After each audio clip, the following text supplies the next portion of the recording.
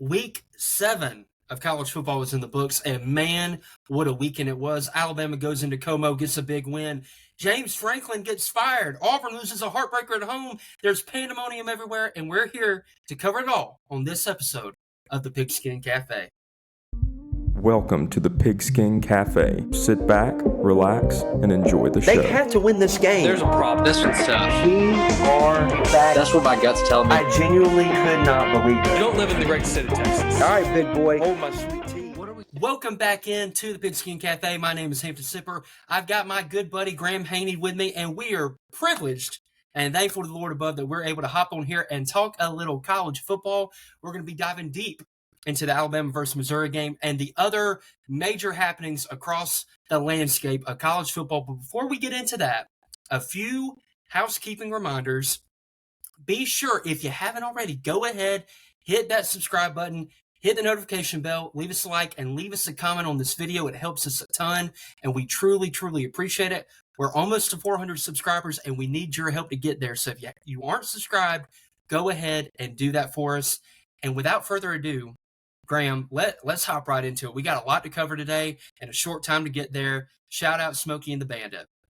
Alabama goes in to Columbia, Missouri, plays their third ranked opponent in a row, and gets a big victory.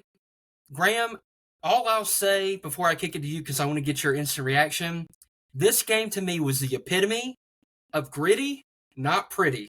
It wasn't always flawless execution by Alabama. There were a lot of mistakes, but in the end, they got the job done, and what matters is that W in the win column. What was your instant reaction, and what was your main takeaway from this game against Missouri? Yeah, Hampton, I totally agree that it was gritty, it was ugly, but I think that it really shows the determination of Alabama's football team. And as you look across the landscape of college football, there's a difference between good and great teams and average and bad teams. Good and great teams find ways to win, and that's what Alabama did in Como on Saturday. Tough matchup against Missouri, not the two powerhouses going after each other, but Missouri has such a strong identity. They know what they do well, and Eli Drinkwitz said it pre-game. We've got to run the ball, and we've got to stop the run. And so they have a true identity, and I think when you think about it and look into it, even more so than what Vanderbilt has, what Georgia has, what Tennessee has, because they know that their sole opportunity for success is running the football, being very efficient with the run, capitalizing off of play action in the pass game, and then on defense, making you throw the ball and making the field longer than it feels.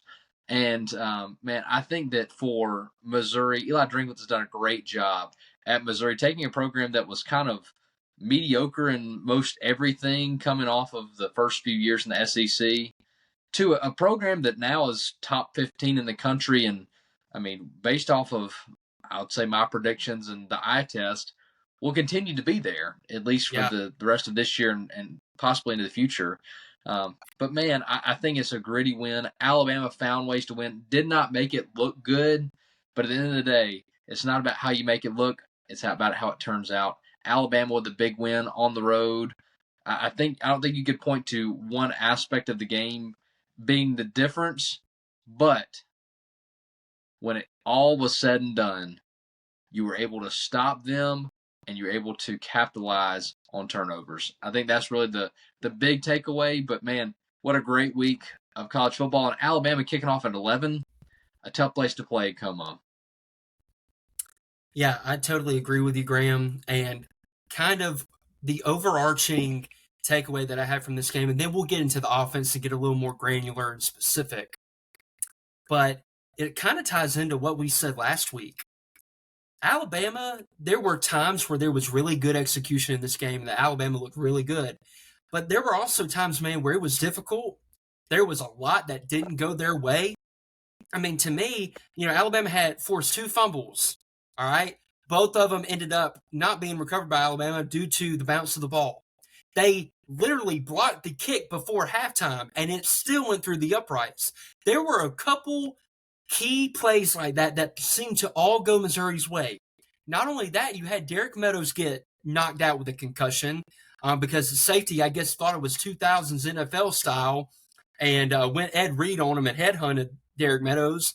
And prayers to that young man. Thankfully, he was able to get up and walk off the field with some assistance. He got hurt. Your best running back, Jam Miller, got hurt late in the game at a very pivotal and critical point in the game. So you had a lot stacked against you. But what did you keep doing? You kept fighting. You kept battling. And when the defense needed to cover for the offense, they did that. When the offense needed to do that in reverse, they did that. No more than the first drive of the game where the defense allows Missouri to go right down the field. What does the offense do? Has a long, sustained drive that ends up with 7 points on the board. And another key takeaway that I had to go along with the competitive character, I think, and resilience showed by this group is Kalen DeBoer's got some cojones, baby. He's got some cojones. 3 fourth down calls in the fourth quarter on 2 of the final 3 drives that showed me, A, I trust my players, but more importantly, I trust my quarterback to go out there and execute and make sure that we stay in the field and that we dictate the terms of how this game ends. And I think the first one, the little call, play action boot, where he draws the defender in and dumps it, Jam Miller, was a great play. And then we'll get to the other 2 here in just a minute as we kind of break down the offense. But overall, like, I don't think people really understand, I think, how impressive this win was. I think if Alabama was coming off of UMass or coming off of a bye week, I think this game is a little more lopsided. And really, just from watching the game, I felt Alabama controlled and dominated for the majority of it. It was just a play here and a play there that didn't quite go their way. And you got to credit Missouri. Missouri battled their tail off. But they had 3 or 4 weeks to prepare, basically, because they played UMass, and then they had a bye week. So to sustain their best punch and not have your fastball and keep battling and keep going and ultimately come out with a victory, I think that's just a testament to what this team is at this point. And I think it's only going to benefit them as they go on because it doesn't get any easier when you got Tennessee coming to town. So, Graham, do you have any more thoughts on that? If you do, go ahead and let me know. Do you got any more? No, I think that I want to comment on the scheduling that Missouri has. Yeah. I mean, played one SEC opponent prior to Alabama and ekes out a close win against South Carolina. Plays I'm not going to say overrated, but a overhyped Kansas team to start off the season. And besides that, truly has been cupcake matchup. So really the first true test of Missouri's schedule thus far, and you have it at home, you have it at 11 o'clock. Hampton, you said it. Lots of stuff went their way when it comes to fumbles and things of that nature. The block field goal, though, was still good. Everything was kind of going in their favor, especially momentum-wise, and Alabama's still able to take care of business. Tough place to play, but a big win nonetheless. Yeah, couldn't agree with you more, Graham. And, before I'm going to give my take on the offense real quick, and then I'm going to kind of get you to react to that, but also ask you something a little bit more specific. But I think what was really impressive, again, talking about everything kind of stacking against you, there are so many people now, and you see it every weekend. It's like, well, every team sucks. Every team, because you think one team is like super elite, and then they play a game and they don't look, super convincing. And I think that's just part of college football. Like, you're not going to have your A game every week. You're just not. You're not going to be firing on all cylinders every week. But being able to win when you don't have that, I think, is just very critical. And that's something that Kalen DeBoer said after the game. In situations like this last year, Alabama didn't execute in those critical moments and find ways to win. So far, after that Florida State defeat, they absolutely have. And I think to segue to that, a lot of that has to do with the quarterback. Ty Simpson yesterday, I believe, was 23 of 31, 200 yards, and 3 touchdowns. And I would argue probably not his best game. And I know last week I said against Vanderbilt that wasn't his best game, in the stretch that he had been playing. And I would agree with that. I think he probably played a little bit better against Vanderbilt. And I think a lot of that, though, had to do with the offensive line playing against Vanderbilt, and we'll get to them here in a minute. But I think what Ty showed on Saturday is that you talk about getting kind of tossed around and hit constantly. That Missouri front is something very serious. Zion Young and Damon Wilson off the edge are two of the best edge rushers in the country, and they're probably the best duo that Alabama will face all year. If you show me another team in college football that has a better edge duo than those two, I'd be highly impressed. And not only that, I thought their interior guys, I know McClellan, and they've got some depth there at that position. They were really good at generating pressure from the interior. So Ty kind of had to navigate all that. And I think at times, there were times where he may have held on to the ball a little bit too long, where he wasn't playing in rhythm. But I thought he did a good job of bouncing back from that. He fumbles to start the second half. He doesn't sulk. He doesn't just completely go in the shell. He just kind of keeps battling, kind of keeps responding. And I think that really comes with experience, because I didn't think against Florida State he got panicked or anything like that. But I think there were some plays where something went bad, and then it might have cavalcated into another play or two where I didn't feel that as much during the Mizzou game. I thought he was a very steady presence out there. And, he had a great touchdown throw to Isaiah Horton. I mean, that to me was the best throw he's had all year. I mean, that was just an absolute rope, 25 to 30 yards, held the safety in the middle of the field, then comes back and delivers a dart. Just really impressive stuff by him. He used his legs really effectively. But, man, that fourth down throw to Lotzeir Brooks. Graham Haney, when I tell you that had me feeling some type of way, that was an absolute dot in that situation when it was like 3rd and 20, 3 or 4, because of someone who we'll talk about here in a little bit. I mean, that was just an incredible throw. And again, credit to the freshman, Lotzeir Brooks, who I'm sure we'll cover here and talk about more throughout the show. In that moment, deliver that throw and make that catch. That's just greatness personified. I was really impressed with him, really impressed with Ty, then ending that drive with a touchdown on another 4th down to Daniel Hill. Couldn't say enough about Ty Simpson and the job that he did when a lot wasn't going right around him, to be quite honest with you. I'll make one note about the play calling, Graham, and then I want to kick it to you. Alabama in these past 2 or 3 games, they've had issues when they've got down to the red area of kind of stalling out a little bit. And sometimes there's a little bit of lack of rhythm in the offense. And I truly think that Ryan Grubb sometimes, I said it last week, I think he overthinks it a little bit. There were multiple times throughout the game where Alabama's gashing Missouri. They're leaning on them. They're getting really good push along that offensive line. There was one play sequence in particular. They got 15 yards in 2 plays, 1st and 10, and then we go 5 wide. I just don't understand. I don't understand that. Like, if you're going to pass out of that situation, make it be a play action. Like, give them the threat of the run when you've been that successful with it. And I just think in certain situations, we're getting a little too cute in those areas. I know we had another big crispy formation with Proctor, kind of taking a wildcat snap and making something happen. But I really think down in the red area, just keep it simple, man. Go jumbo and just run the ball. I mean, I hate to sound like Leanne Tui from the blind side, quit the trick plays and run the dang ball, Bert. But sometimes that's what you need to do. So, Graham, I want to hear your assessment of Ty's play. Well, what do you make of the play calling aspect of things? Do you like what Ryan Grubb's doing, or are you kind of like me, think he should kind of maybe tone back some of the trickeration, sometimes the overthinking of the play calls down the red area? Yeah, I think you had a good take and good analysis on Alabama's offense. In regards to the play calling, I do agree that I agree in the sense that it seems like Ryan Grubb is overthinking it.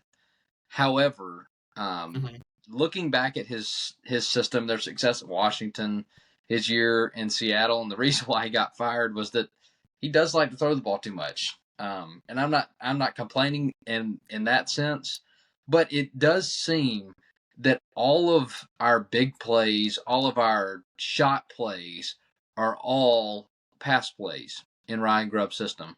There are very few set up run plays in a sense where we've shown one look, passed out of it, gone to a different person, made the defense guess or moved and done some motion or a formation to require the defense to misalign and to not identify the proper gaps and then have success running the ball. We really haven't seen Alabama break off a huge run consistently throughout the year. So I do think part of it is that Ryan Grubb's system is so much formatted on the big play coming from passing, which when you have five wide, it does, in a sense, take out some of what Missouri is good at, and that's having a good front seven, having the box full, not having to send safety or DB help to stop the run.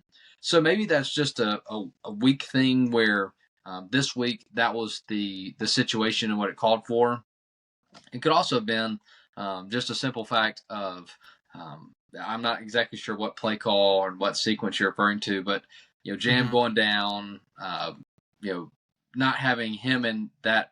If he was part of that opportunity, then maybe the equation might have been different. But with Daniel Hill and Kevin Riley, maybe the cards weren't exactly there, and maybe the next time it'll be different. But I do think that as you look at college football and just football in general, I'm not saying that all play calling is predictable, but there is a sense of predictability in what teams and coaches will like to do in certain situations.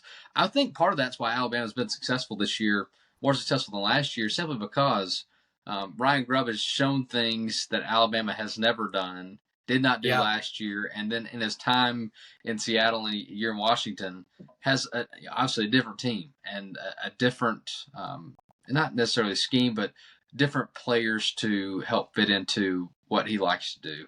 So I do think that plays into part of it. My perspective on Alabama's offense was their ability to sustain drives, like you said, Hampton. We did a great job being very efficient, converting third downs, converting fourth downs when necessary. Had some big players go down. Obviously, Jam Miller going down.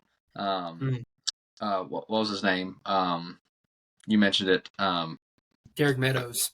Derek Meadows. Getting hurt.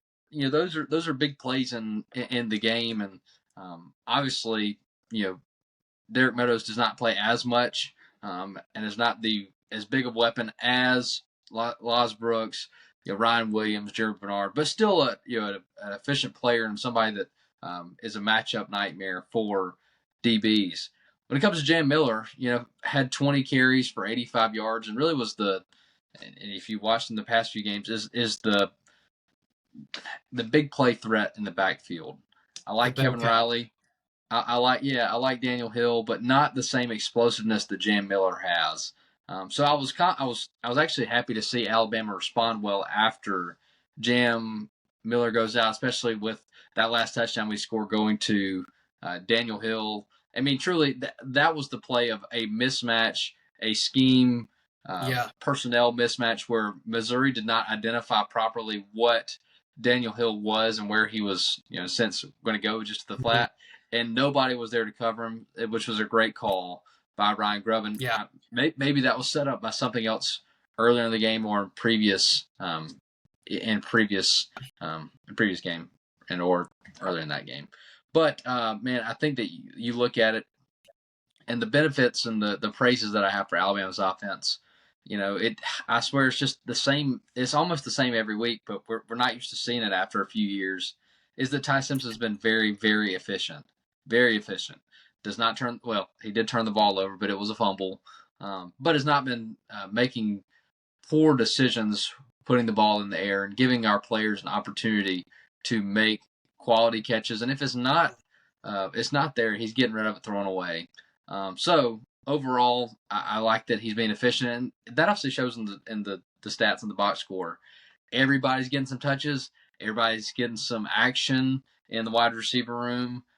But the area in which I'm disappointed in, and Hampton, I know we got to talk about this, is the offensive line. I mean, I think we know which side it comes from, but there's definitely equal opportunity for criticism on all 5 positions of the offensive line. And I'm not gonna overanalyze it, because if you're listening to this, you probably watched the game like Hampton and I did. Why is Wilkin Formby playing at all? I don't know why on earth he steps foot on offense. I think his only position that he might be able to be successful, I don't even know if I can trust him to do this, to be part of the shield for the punt team. I mean, just it's so big. I do not think he's capable of being a starting caliber, or in a sense, not even starting caliber, just a playable piece for Alabama. I don't think it's intangibles either. I think it's mental. I mean, you look at the massive sack that he gets before Alabama's able to convert. I mean, doesn't even touch the defensive end. Like, looks at him. Yes, go ahead.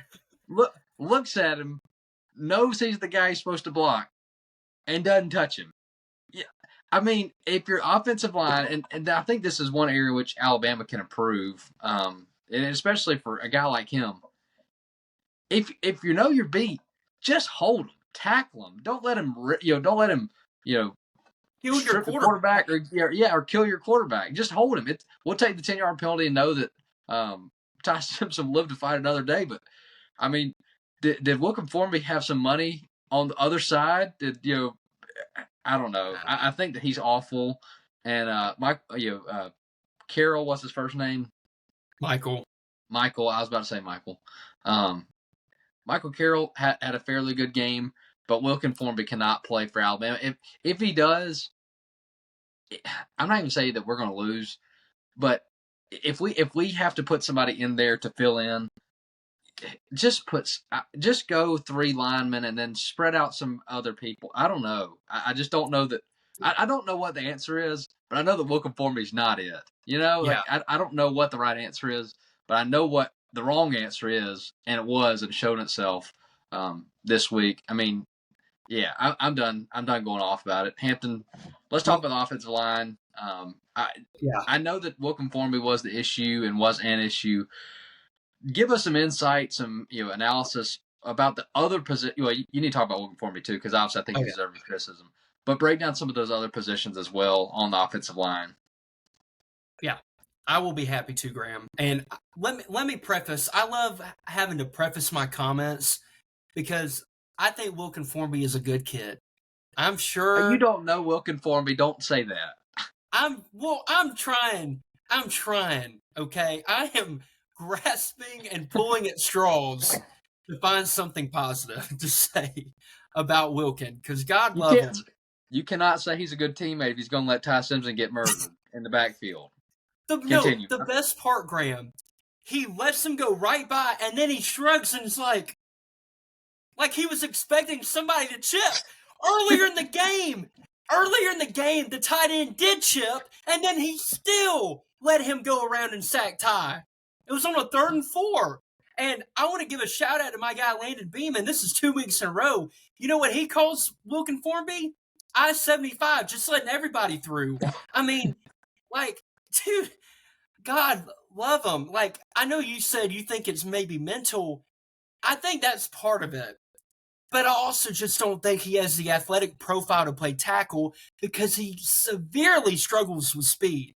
And Zion Young and Damon Wilson are speed rushers. And they terrorize him all day. And this is the last thing I will say on Wilkin. And then we'll move on to other, because I don't want to just murder the kid. I feel bad, but it's 64 time at right tackle. Michael Carroll better start against Tennessee, because you said it, Graham. I will go one step further. Alabama will not win a national championship if Wilkin Formby is right tackle. He is that big of a liability at that position. And I feel bad because I tried to give him the benefit of the doubt after last year, was hoping that he would improve, and I think he's improved some, but it ain't dang good enough. It's just not. He's worse than Elijah Pritchett ever thought about being. What you got? Dude, Yeah, Wilkin Formby looks like he's playing co-ed intramural flag football, blocking without hands. I mean, just stick them behind your back and just anyway, drop step. Yeah, I don't know. Well, and I would agree, but my center at BCM my freshman year at Troy blocked better than him with his hands behind his back. So I just give credit to that guy. I don't remember his name, but shout out to you if you're listening. But I mean, we talk about Wilkin, but like one thing that I couldn't quite grasp during the game, because you're kind of in the throes of the game, but upon a rewatch, I was like, why are we not taking shots deep? Why is Alabama not attacking Missouri secondary? Because they play a lot of cover one, they commit a lot of bodies to the box. They're very gettable in those situations. You want to know why? Because the offensive line could not hold up, and there were two instances, the two sacks that Wilkin gave up. One of them was a touchdown to Jeremy Bernard on a corner route on the left side, to Ty's left, and then the other one on the final touchdown drive, Jeremy's running, it looks like a levels concept. He's clearing, going over the linebackers in front of the safety. Ty was looking right at him, but he had no shot. I mean, Ty can navigate pressure pretty well, but dude, when you don't get a hand on him, I mean, it's a dead play. And not only did Wilkin play bad, okay, I'm done with my Wilkin Formby, rant end. Thank you for attending my TED Talk. But the rest of the offensive line, Ty had 40 dropbacks. He got pressured on 15 of them. Does that sound familiar, everyone? That sounds a lot like the Florida State game, where I believe he dropped back like 50 times, and he got pressure on 16 of those, if I'm not mistaken. That is too much. And I know that Missouri was being very aggressive with their blitzing, with committing guys to stopping the run. They were disguising what they were doing. They were dropping defenders off, showing them they were coming to blitz, dropping them off in coverage. They were doing all sorts of stuff, but the running backs didn't do a very good job in pass protection. Jam Miller's been great at that all year. He wasn't very effective in this game. Geno Vandermark, I don't think, had a good game. I think he needs to be replaced by Jaden Roberts, to be quite honest with you. I think Jaden Roberts gives you more upside, especially in the run game. And, I thought Cam Dewberry did all right. I thought William Sanders, when he came in, did all right. Parker Brosford and Caden Proctor, you got what you got from them, which is pretty good play every week. I think Caden Proctor is getting better and better each game. Still would like a little bit more from him, but I think he's trending in the right direction. But, when your right side is that bad, you can't dial up shots or dial up long developing routes because of protection. And that's just not going to cut it against some of these teams that Alabama's going to keep facing. Again, you got to credit Missouri. You got to credit the edge group that they have. But that group up front was not good enough. Now, they did all right run blocking. But in pass protection, it just wasn't near to the caliber that it should be. And you got to give a lot of credit to Ty for overcoming that, because he really did overcome it. And he put the team on his back on that final touchdown drive with, again, the throw to Lotzeir and the other fourth down conversion to Daniel Hill. Let me touch on the receivers really quick, Graham, and then I want to get your reaction on that.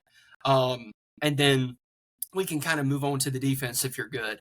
I mentioned, you talked about Grubb, and I think you made a great point about he's doing a great job of kind of breaking tendency, because like you, when I'm watching college football a lot of the time, I feel like I can kind of call plays from the couch. With certain formations and certain situations. Grubb does a good job of varying that. He did another good job of varying up formations, a lot of weird bunch stacked formations that make it very difficult for a defense to identify who the eligibles are, and you can kind of get a free one like he did with the Daniel Hill touchdown. But I think a conversation needs to be had about Ryan Williams. And you may disagree with me, Graham.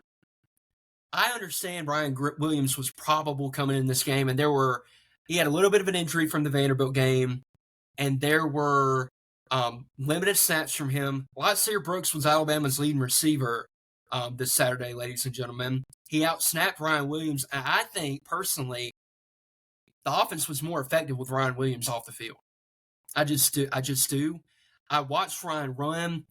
He runs his routes with no intention, with no purpose a lot of the time. kind of looks like he's just freelancing or jogging out there. There was an out route that Ty threw to him. It wasn't a great throw, but I mean, just the route is just haphazard. And what I commend the coaches on, and Coach Shepard was getting on those receivers during the game. I know you saw that, and probably our audience did, but they're giving opportunities to these younger cats because Ryan is not doing the little things correctly. You know he ain't going to block. We've seen that time and time again. Some of the effort on the routes isn't there. He's not catching the ball effectively. So what's happening? Part of it may be due to injury, but part of it is Lotzeir Brooks is balling. He's doing the little things right. Garrick Meadows, before he got in, before he got injured, was out snapping Ryan Williams. And I love that from the coaching staff. There needs to be accountability in that aspect. And last note on the receivers, Horton did well. Brooks was a star, and they need to continue to find more opportunities for him to get the ball, especially in space. But for Alabama to win this game with Jeremy Bernard and Ryan Williams were basically a non-factor, that is a win, I think, going forward for this Alabama offense. What do you make of that, Graham?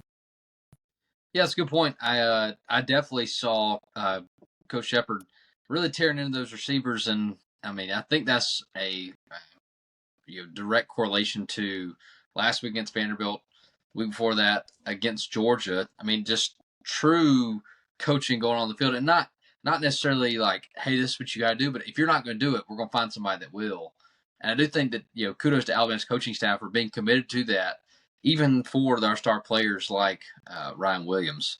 I do think that this wide receiver room is, very deep and very talented because we saw, Lotzeir Brooks have a great game. And he's honestly, like we said, and have in the past few weeks, that every catch he seems to make is a big catch. Like it's at a big time, at a big moment. Yeah, which is, for a coaching staff or a team, is so nice to have a player that you can trust in prime time. You know that that big fourth down conversion catch Lotzeir Brooks on the sideline.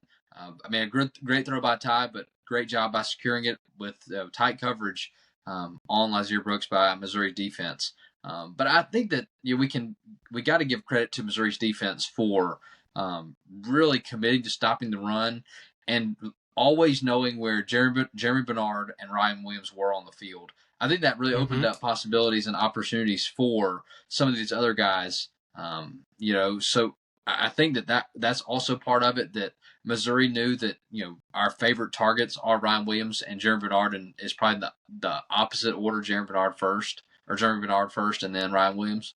But man, I think that it's, when you see the game film and you look back at it, if Missouri's going to do that, we're going to do this. If they show this, we'll show that.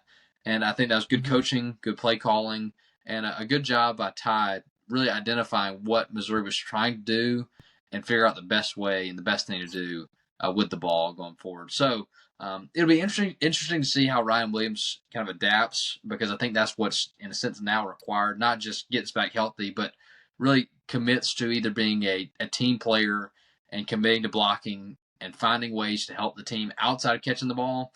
Because when you look at it, in Alabama, week one, Alabama went to him a lot against Florida State, and he dropped it, and he dropped it, and he dropped it, and he was scared. Seemed to run across the field. And then, as you kind of see now, we don't go to him as much. We've seen highlights from him, but we've got to have more consistency out of him, because we've talked about it. When you look at all the players in the country, there's only two that are the best players on the field. It doesn't matter who you play. That's Jeremiah Smith. That's Ryan Williams. And so we got to get Ryan Williams back in the fold and making sure that, if there's stuff that coaches need to do to get him at a better place, then obviously got to do that too. Yeah, I completely agree with you, Graham.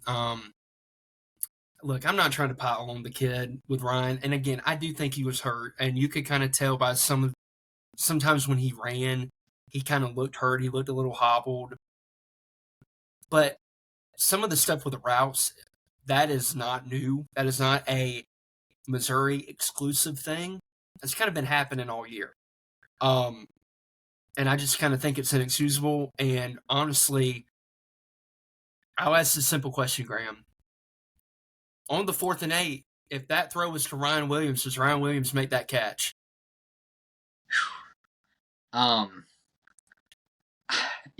I want to say yes, because I want to say yes, but I don't think the probability is as high as it is with Lotzeir Brooks. I think like that ball's thrown to Lotzeir Brooks. I think that's a 90-95% catch rate. If the throw and everything's the same, but if you look at Ryan Williams, that's probably a 55 or 60%, which that's probably generous. So not as confident. No, I can say that. I don't think he does, and again, I'm not trying to be ugly. I just don't think he does. But it shows Ryan's struggle with drops, but it's a testament to Lotzeir and how much we already trust him. 6 games into his career, and Kalen DeBoer was raving about him after the game, talking about. He's like, man, I wish y'all could see how this kid practices and the intentionality and the max effort that he gives in practice, and it just bleeds into the game. And I love hearing that about a young kid, and you can tell not only the coaching staff love him, they trust him. Because like you said, Graham, every catch is a big moment, and I think that's a great point by you. And I do want to give a shout out to one of our listeners, Mikey, who he's been listening for a long time. He has made the point about how Nick Sheridan is doing a really good job coaching Ty Simpson, coaching those quarterbacks, and it's a testament to him that you get demoted and you stay around, and he's pouring everything into Ty Simpson. Every time Ty comes off the field, he's right there in his ear, kind of talking over with him with what he sees and all that kind of stuff. I think he's done a fantastic job. And just I want to give a shout out to Mikey because he's an avid listener, and I thought it was a great point by him. With that out of the way on the offense, Graham, let's switch over to defense. They started slow yet again. Terrible first drive. Didn't look like they were ready to go. They didn't match the physicality. They didn't match the intensity. But after that, it was a little bit of a different story. What was your biggest takeaway from the defense on Saturday against Missouri? Yeah, I think obviously responded well after that first drive, but if you take away that, Missouri looked very uncomfortable on offense. I think you look at the decisions that Bo Perbula made with his feet, with his arm. It looked like Missouri was uncomfortable, knowing that I'm not saying it was a mismatch, but they weren't as successful running the ball as I think they needed to be in order to win this game. Ahmed Hardy was the leading rusher in the country coming into this game, had 12 touches for 52 yards. The biggest run he had was 11. And Missouri broke off some big runs. Don't get me wrong, some 20, some 30-yard runs. Yeah. But Missouri has to, really run. In a sense, they have to get you to commit more to stopping the run. And that's when they're taking advantage of a play action pass, getting it to the tight end. And, I think you saw that on the first drive. They did a good job of staying balanced, had Alabama kind of on their heels, not really sure what to do. And, credit to Missouri, they've got running backs that will cut back and hit lanes that are not open at the beginning, which forces defense to be disciplined in their gap integrity. But, man, I think that when it comes down to it, Missouri was uncomfortable on offense. Alabama did a good job of pressuring Bo Perbula. He was having to get the ball out faster than I think he wanted to, and his receivers were ready for. And that's what led to some of the interceptions, the drop balls they had, the incompletions, which is a testament to Alabama's defensive line, really showing up and showing up big ways. Shout out to LT Overton, had a great game. Had fantastic game by LT. 1.5 sacks. Just really was explosive on the interior of the defensive line, and really forced Bo Perbula to move around more than he's probably used to when it's not designed for him to. So I think that you look at Eli Drinkwitz's system. It is kind of like pistol based, but it's very similar to like a West Coast style. They want to run wide zone. They want to get you to overcommit and then have cutback lanes. And Alabama did a good job of staying in their lanes and making it difficult for especially Ahmed Hardy to break off big runs.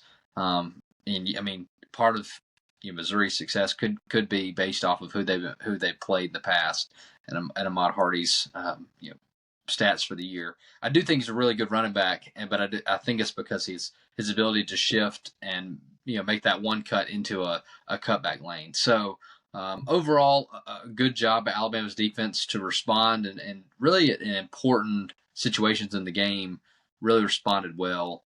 Like we talked about it, and I mentioned it during the game. Bo Perillo runs for that touchdown, and Bray Hubbard is totally embarrassed. Gets put in the spin cycle, but then responds really well at the end of the game with a big interception because Bo Perillo's making a throw before his receiver's ready for it. So players responded well, defense responded well, and like I've said, and will continue to, 11 o'clock in Como, you have to, it does not matter what the score is, as long as you come out with a win. That's good enough for the talent that this Missouri team has. That's all you can ask for. Yeah, great assessment by you, Graham. I just want to hit on a few things.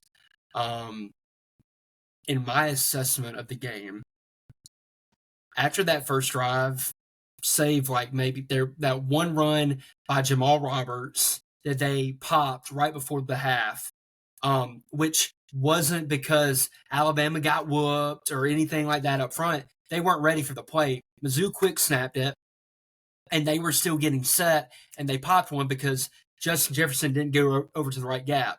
So it wasn't like they got a hat on the hat and made something happen. They just kind of caught Alabama off guard, which obviously that counts. No doubt about it. I'm not taking that away from them. But other than like that first drive and that run, I thought Alabama played really, really, really good defense. They shut down the Missouri rushing attack. You talked about Ahmed Hardy. To hold him to 50 yards on 12 carries is super impressive when he was averaging 7.5 on the year. I think what they did a really good job of is Missouri would try to run it on first down. They started limiting the amount of yardage that they got on first down, which led Mizzou to feel like they had to throw, and they're not comfortable in that type of game. Bo Perillo is not comfortable standing back there in the pocket, scanning the defense, and trying to recognize and identify zone coverage and where he needs to go with the ball. That is not his strong suit, not in the least bit. And I think Alabama did a really good job of making him uncomfortable, and it showed kind of throughout the game. I want to highlight a few individual players that I thought played well. You mentioned LT Overton. I thought he was fantastic. Played with a great motor, played with a ton of physicality. I thought the Alabama defensive line as a whole played well, especially after that first drive. I thought they did a good job of resetting the line of scrimmage, like pushing Missouri's offensive linemen back and resetting it and not just getting a stalemate. I thought they did a really good job of that.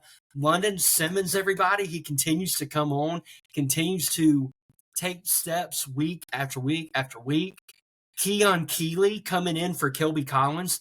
He comes in and, you mentioned LT had 1.5 sacks. Well, he had a half a sack because Keon helped finish his first sack. I thought he played well, stepping up into that role. Justin Jefferson had another great game. Thought he did a great job on, I believe it was a 3rd down, 3rd and 10, threw it to Jamal Roberts, and he made an awesome tackle to limit him from getting a first down and potentially a big gain. So all those guys did well. I thought a couple other people I want to highlight. Bray Hubbard, you mentioned, kind of like, not exactly like Ty. You had a bad moment with the touchdown. I mean, you get juked out of your shoes. But then you come back and you get a pick. And that was a pivotal time in the game. You get the ball back to Alabama, and I think they go down. I think they got 3 points on that drive. Or Talty might have missed the kick, which I think we're just going to be accustomed to one of those per game. But the guy I really want to highlight is Dijon Lee. Ladies and gentlemen, I think Alabama's got a star in Dijon Lee. He dropped one pick.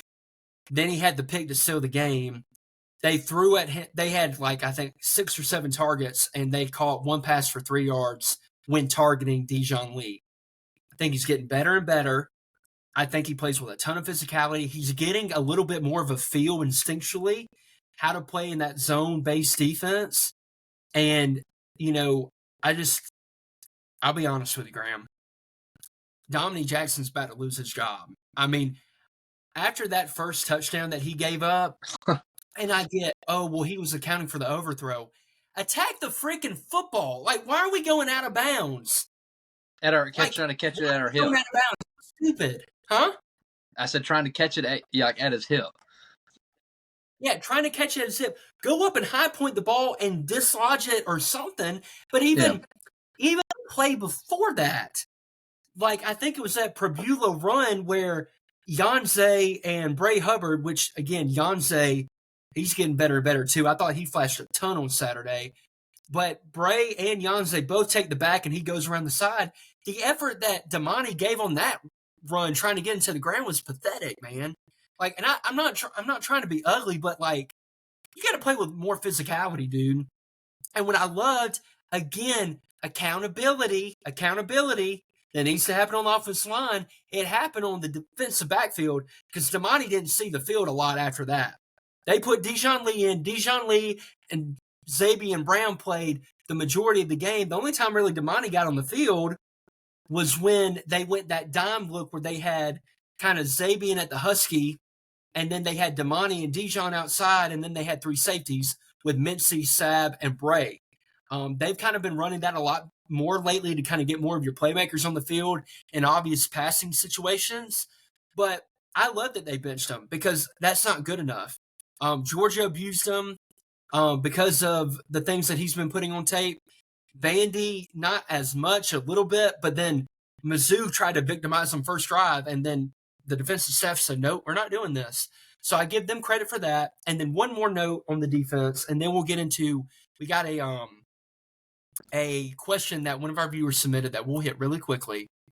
But Kane Womack, my brother in Christ, two things. We got to start the game off faster. We got to have our guys ready to go. We got to have them ready to go. We can't be giving up a touchdown every opening drive. Again, a lot of that is on the players. It's not that Alabama did a lot of things different schematically from the first drive to the rest of the drives from the game. Guys should start doing their job and executing. But they got to be ready to go out the gate. Second thing, why on this earth, man, on the final drive, not the final drive, well, it was on the final drive, but the drive before the final drive where they scored the touchdown, you know Prebula struggles when you rush for and you keep him in the pocket and you're just playing zone and you're just making him read it. He struggles with that. He struggled all day. Why are we blitzing 2 or 3 extra guys and giving him one-on-one opportunities? Why?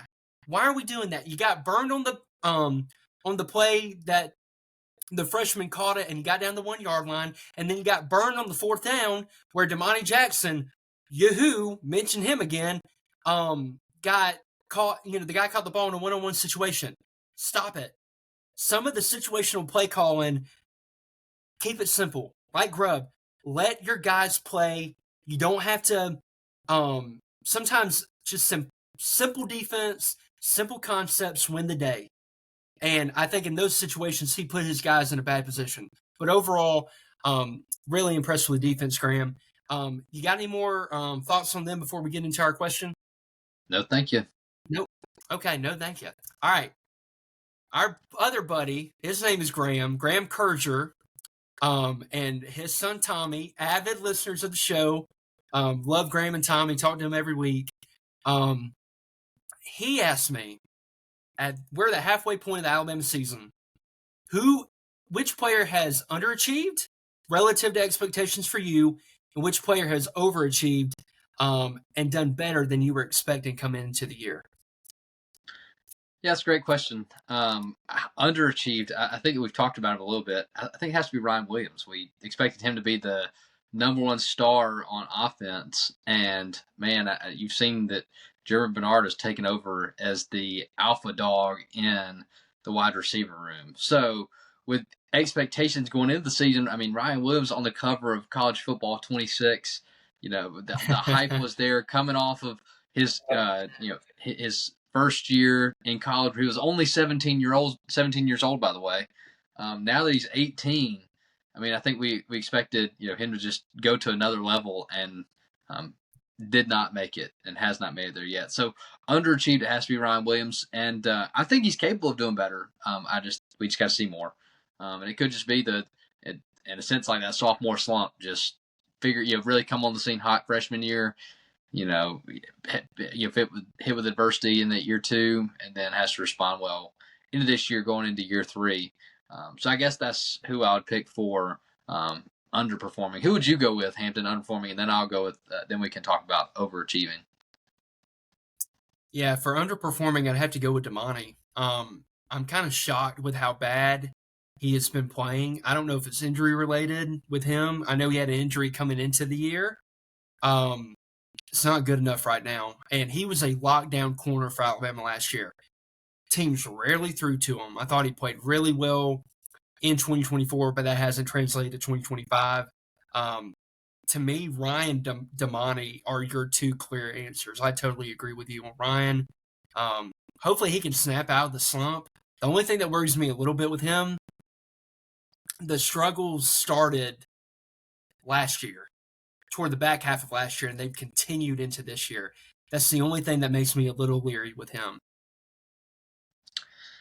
Yeah, I agree. So those 2 I feel like are definitely safe picks. And then honestly, for overachieving, I think that there really are a ton of guys that you could name here. Yes, that you really could feel satisfied with and say, oh yeah, like they're definitely overperforming.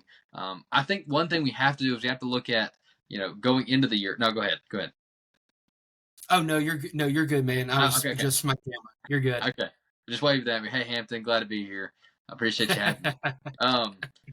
But you got to look back at preseason, and then at this point, not after you have week 1 go terribly, and then to now. Man, I think we've talked about him a lot. Overperforming on offense has to be Lotzeir Brooks. Just a guy, like I've said, has made clutch play after clutch play time and time again, and really a name that. I mean, if you followed recruiting, you knew that he was a big impact player, but I don't think any of us would have expected him to come on the scene and be as effective and to make some of these, like I said, in these clutch plays in the biggest moments. Lotzeir Brooks would be one making those plays in year 1 as a freshman over guys like Ryan Williams, Jeremy Bernard, Isaiah Horton, and things like that. Yeah, no, I'm with you, Graham, and this ties in to who I'm going to pick for my overachiever, because I think one of the secret powers of Kalen DeBoer and this staff at Alabama is the ability to identify and evaluate talent. How many new players, how many freshmen, how many transfers that this staff specifically has brought in have made an impact on this team? I'm not going to list all of them, but there's a ton of them on offense and on defense. Shoot, one of the guys who made the play of the game that we didn't even talk about, the fake punt, Dre Washington, guy that you brought in from Louisiana, makes a huge stop on a 4th and 4 that I think everybody saw that fake punt coming. I 100% thought it was coming. So great job by him to make that happen. But I mentioned him the past couple of weeks, but London Simmons was a 3-star out of Mississippi. A 3-star out of Mississippi. Everyone, I mean, I'm not going to name names, but there were certain people whining and moaning because, we took a 3-star. Blah, blah, blah, blah.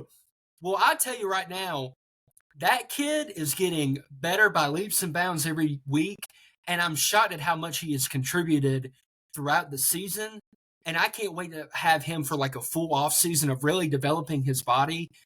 He has a lot of really good quick twitch ability. I think he's powerful. I think he's done a really good job of being very disruptive. I think that'll continue to get better for that kid. So for me, it's London Simmons. And with that, Graham, do you have anything else to say on that before we kind of transition? No, great question though. I'm glad it kind of brought that to our attention. A few weeks ago we did talk about what position groups were underperforming and not living up to expectations. So a good follow-up question, especially halfway through the year. Yeah, no, 100%. Appreciate it, Graham and Tommy, my boy Graham and Tommy, for asking that question.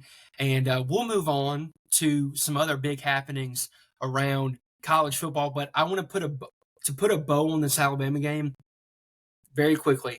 this is the third game in a row where I feel like you and I, Graham, both feel like Alabama controlled the game and they kind of dominated it in many aspects, but the score didn't quite reflect it.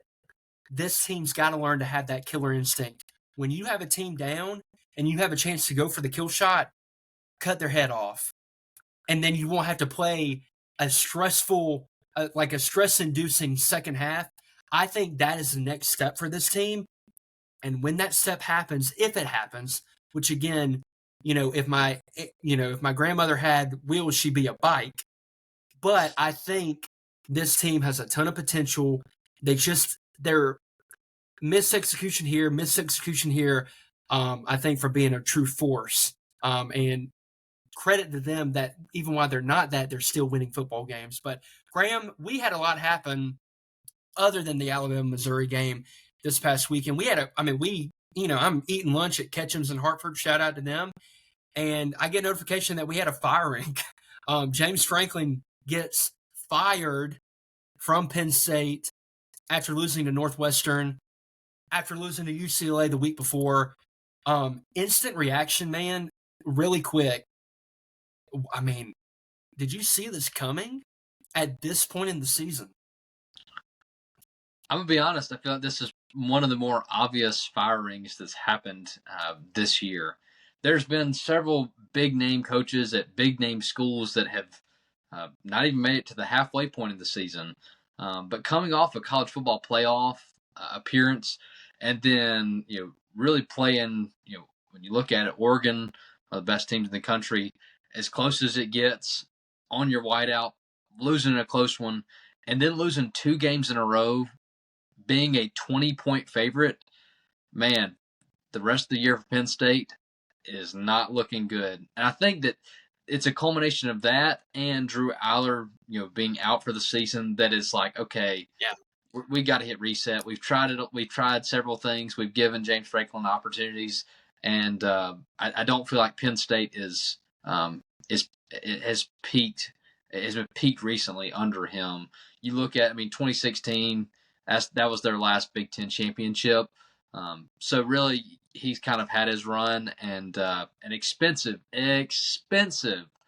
buyout. But I think that the nature of college football nowadays is that the leash is not as long as it used to be. And with so much money being thrown around to so many different people in so many different places, if you're going to make big-time decisions, you better make them early and you better be decisive. And I think that's what Penn State did.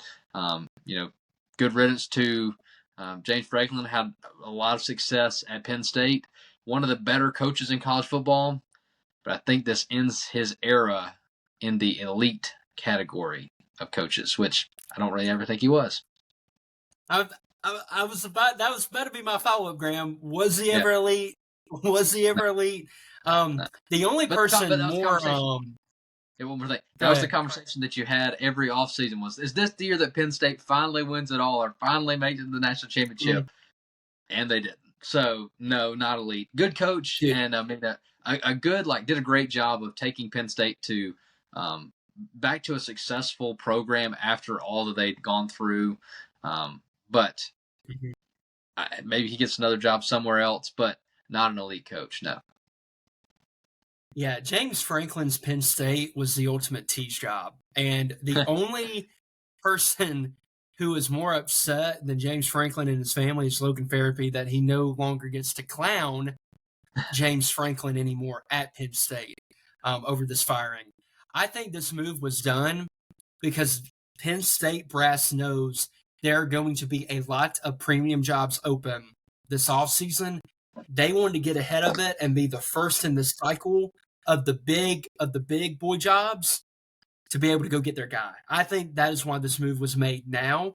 I have never been a James Franklin fan. I have always thought that he was what he was as a head coach. He won the games he was supposed to most of the time. He always lost a big game. But this year, he lost the big game, and then he lost 2 games that he was 20-point favorites in. And Penn State deserves better. They can do better. And even though they got to the college football playoff last year and they got to the Final Four because they had a very, very easy path, which is not their fault. They did what they control what they could control. But I just don't think that team with him at the helm was ever going to do anything of significance. I've said that for years. And I think now they can go get a clear upgrade because Penn State is one of the premier jobs in all of the sport. And I think they can go get a guy that can elevate their program, where I think James Franklin did an admirable job. Because like you said, Graham, he took over when it was a little bit in shambles to a degree. But they can do better, and I think they will. Anything else on James Franklin, or can we move forward with a couple other major storylines? No, I think let's just keep the ball rolling. Yeah, let's just keep the ball rolling. Man, Okay. I've got two big takeaways, and I'm gonna say them just really quick, and then that's kind of all I got to say for the show. Man, the first thing, and I love to hear your comments on it after I talk. The first thing, Indiana, Kurt Signetti is one of the elite. I mean, the top of the top. Google me. Yeah, what a big win going on the road to Eugene. Indiana is you would look at their team and would not ever say that any of their players are the most talented or best at their position, but they play hard, they play smart, and I mean they have such discipline on offense and defense. Indiana, really good. I think that one of the people that has been mentioned for this Penn State job is Kurt Signetti. He's got things going so good at Indiana that he's going to be. I think that Notre Dame has touchdown Jesus in the background. I mean, Kurt Signetti might have similar at the University of Indiana to compete with that very, very soon after how much he's turned it around. And the second thing, Mike Norvell might be the next one on the hot seat. He had a big win against Alabama. They start off so hot, and they're now 0-3 in ACC play. I mean, Hampton, I don't know what has gone wrong in Tallahassee, but man, things have gone downhill. They've gone downhill fast. They beat Alabama, big win. They beat the brakes off of two no-name teams, score 77 and 66, and now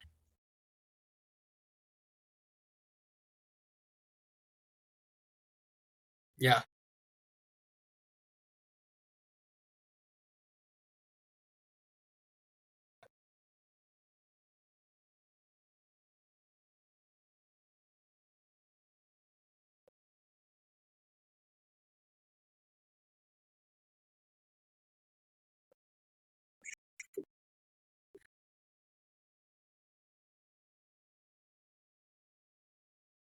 You know it, baby.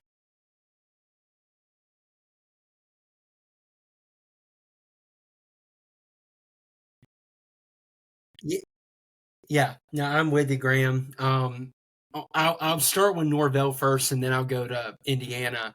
The worst thing that happened to Florida State was that Alabama game happened, and the two games following happened where their future opponents have tape on them. They know what to expect now from that offense. They know what they're like defensively. And I think more than anything, that is the biggest issue with Florida State. On Indiana and Kurt Signetti, what an incredible job by him. What an incredible job by that staff. And I thought against Oregon, you saw the clear difference from last year to this year with that Indiana team. They were much better in the trenches. They were able to run the ball very effectively on Oregon, and they got a better quarterback. Fernando Mendoza threw a terrible pick six that kind of kept Oregon in the game, but then he led a touchdown drive right after that. And Dante Moore, who has been really good for the majority of the year, threw a couple picks and didn't play very well. And their defensive line, Indiana's that is, did a really effective job of making it uncomfortable for him. So Indiana now, they have a really good path going forward. Things with their schedule have set up very nicely. I would be shocked if they're not in the playoff. And I think they're a dangerous team because, like Graham mentioned, they are well coached. and they got a good quarterback. And I think that combination will always give you the ability to win ball games. So shout out to Indiana and the Hoosiers, who I coached in our college football 26 dynasty. I would like to say that I had some effect on them winning Saturday. And of course, I'm being facetious, but I want to give a couple other takeaways that I had, and then I will get on up out of here. Graham's phone died, so that is why he went into the Mystic. I did not kick him out, but Graham, great job as always. But well, we got to talk about Auburn and Georgia, and I want to start off by saying to my Auburn brethren, you guys deserve better. I have never been a fan of Hugh Freeze. I wasn't really a big fan of the hire, because I think even if you look back at his Ole Miss days, yeah, he beat Alabama twice. Other than that, what did he do that was of major significance? So he won a New Year's Six Bowl one year, or went one year, but it ended poorly there. He went to Liberty and did pretty well, but he got basically, to me, he got hired because he beat Alabama a decade ago. And his offense is very RPO centered, and that was the new wave of college football back when he was coaching at Ole Miss. But now that offense in a lot of ways has been figured out, and you've got to innovate and you've got to evolve and you've got to adapt. And I don't think that he has done a very good job of that. And you take a look at this Auburn-Georgia game. Auburn comes out and they're blistering offensively out the gate. They put together a really good game plan. They kind of had Georgia on their heels, had a lot of maybe some new wrinkles that they hadn't shown on tape. But really, they ran a lot of the base stuff to me that they ran against Baylor, maybe with a few wrinkles that had Georgia on their heels. But what did Georgia do? They do what they always do. They adjust, and they took their running game completely away. They took away the jet sweeps. They took away Jackson Arnold's legs. And then the second half, at one point in the second half, Auburn had 14 yards, I believe, on 15 plays. I mean, they got outgained like 300 to 50 in the second half, and 35 of those yards came on a meaningless drive where ultimately you call a 4th and 5 or a draw on 4th and 5 to end the game. Like, the reality is, they talked on the broadcast about how Hugh Freeze really self-evaluated the offense, tried to cater it to what Jackson Arnold did well. Well, the problem is Jackson Arnold is limited. So, yes, you can cater to what he does well, but when the defense gets a beat on that and you don't have a counter to throw, you're screwed. And that is exactly what played out against Georgia. And you've got too much talent on that offense. You've got Cam Coleman, Eric Singleton, Malcolm Simmons, Perry Thompson, Jeremiah Cobb, Damari Alston, and you got a decent offensive line, and you're wasting it because you have a head coach that hasn't evaluated the quarterback position correctly in 3 years. You want to complain about Peyton Thorne. He picked him. Then in year 2, you complain more about Peyton Thorne. He picked him again. He could have gone out and gotten a guy in the portal. But he did not do that. He stuck with Peyton Thorne. And then this year, you swung for the fences probably on a couple other cats, but you settle for Jackson Arnold, who is the same guy that he was at Oklahoma, that has, and I'm not talking bad about the kid, but you can clearly tell when it goes wrong for Jackson Arnold, he's done. There's no adversity. There's no mental toughness to overcome the adversity. Case in point, end of the half, he fumbles. Georgia runs it back. Or they don't run it back, but they get the ball and they go 93 yards or get all those penalties before half, and they kick a field goal. And then the offense just completely falls apart. That's on the coaching, and that's on your quarterback. I think Hugh Freeze is not going to make it through this year. I believe that Auburn deserves better and that they can get better than that. I don't think you'll ever win with him at the highest of levels that you expect to as an Auburn fan. And even this year with Jackson Arnold, I feel like, yes, he is very limited, but defenses are just going to get a beat on what Auburn is wanting to do, and that's what Georgia did in the second half. But again, you got to give credit to Georgia because Georgia showed their championship DNA. They show what they are made of, and they got the win when they played in awful first half. And my last note on this game, I know the officiating was a big point of contention, and yes, the officiating was bad. I am not going to get into whether he got over or whether he did not, because I know that's going to upset a lot of people. Let's just say the officiating was terrible. Even though I do believe that they got that call correct. I will leave it at that. We'll transition to a couple other games. Oklahoma, John Mateer comes back. He looks terrible. I said after they played Auburn, John Mateer and Jackson Arnold have more in common than you think, and I think that is 100% the case. He has to learn to play within structure. Running around like Caleb Williams and, spinning around the pocket, gaining so much depth and not playing within the system is not sustainable, especially against a good defense. They're not able to run the ball very effectively. He essentially is their running game, and Texas exploited that, and they did just enough on offense, ran the ball a little bit better, got a huge punt return, and got a much-needed win to kind of keep their season alive and their playoff chances alive. So credit to Sarkisian, credit to Arch for playing better in that game, and Oklahoma, they got to get some things figured out offensively. They got to run the ball better, or John Mateer is going to suffer another injury at this rate. And with that, that'll be all for this episode of the Pigskin Cafe. Thank you so much for watching. Thank you for tuning in and for making it this far. If you haven't already, go ahead and hit the subscribe button, leave us a like, leave us a comment, hit the notification bell, and follow us on social media. We will be back next week to discuss the third Saturday in October. Alabama is facing yet another ranked opponent. They're welcoming in the Tennessee Volunteers in what is yet another revenge game for the Alabama Crimson Tide. Going to be a lot of fun to break down. Going to be a night game, and Graham and I will be back next week to dissect it. And we appreciate you all very, very much. And the Pigskin Cafe is going to be closer now. But until next time, chew on